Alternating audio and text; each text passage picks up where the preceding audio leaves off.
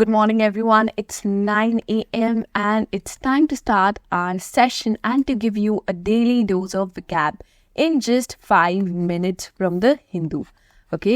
ये सेशन आपका आता है एवरीडे एट 9 AM. यहाँ पर मिलता है आपको एक डेली डोज ऑफ vocab जो अगर आप किसी भी गवर्नमेंट एग्जाम की प्रिपरेशन कर रहे हो, B it defence, B it banking और बी इट SSC, अगर आप इनमें से किसी की प्रिपरेशन कर रहे हो तो आपके लिए ये सेशन काफ़ी ज़्यादा इंपॉर्टेंट हो जाते हैं.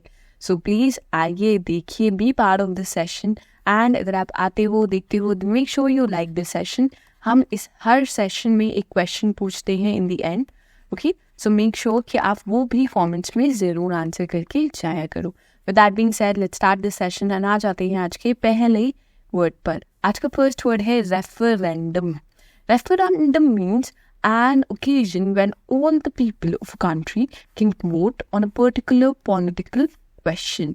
Okay, so एक occasion जब आपके सारे लोग कंट्री में whoever decide there वो वोट करते हैं किसी पर्टिकुलर पॉलिटिकल क्वेश्चन से रिलेटेड कि आपका ये लॉ पास होना चाहिए, उनके क्या व्यूज़ हैं, कॉन्स्टिट्यूशन में चेंजेस आने चाहिए या नहीं आने चाहिए, इनके ऊपर आपकी कंट्री के लोग वोट करते हैं. So that particular occasion is termed as referendum.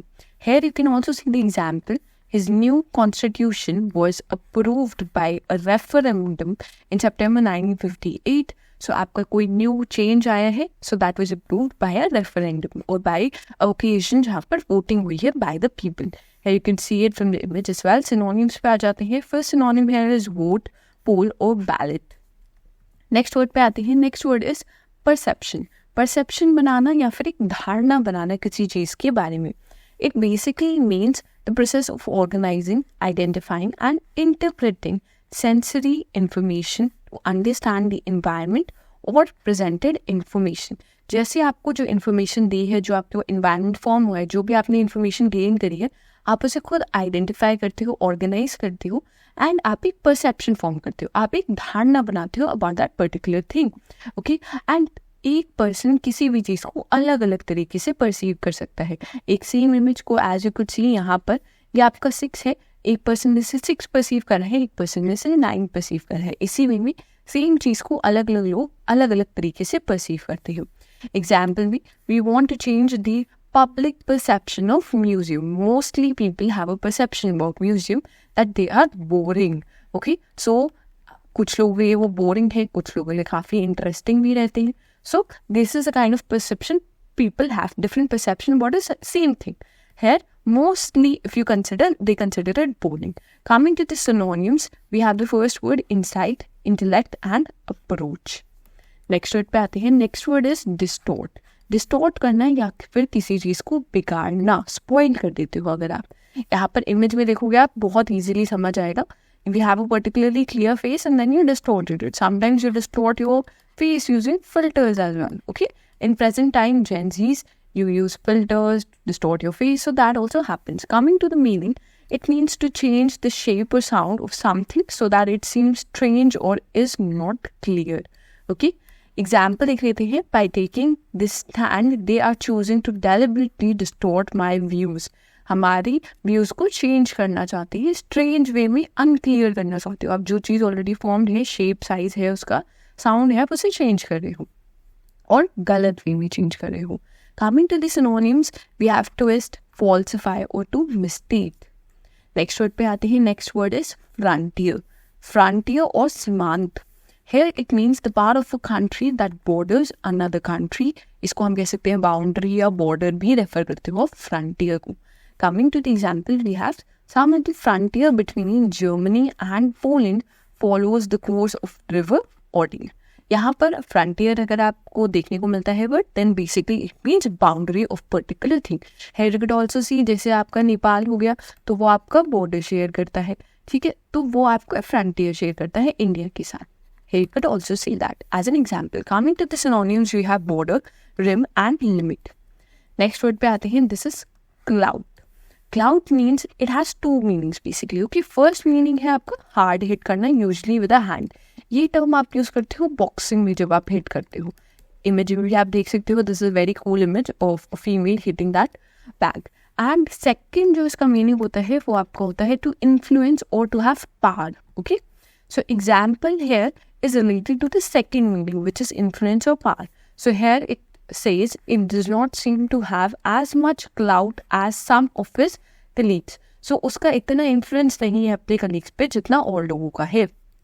Coming to the synonyms, we have know, control and influence.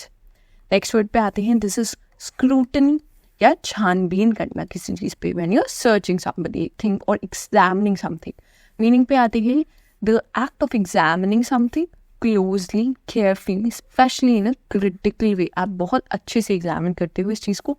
Here you can see from the image also. आप एक ग्लास लेके उसे इमेजिन एक्सपेक्ट कर रहे हो. कोई भी एक एक छोटी छोटी चीज़ आप अच्छे से एग्जामिन कर रहे हो, क्लोजली एंड केयरफुली.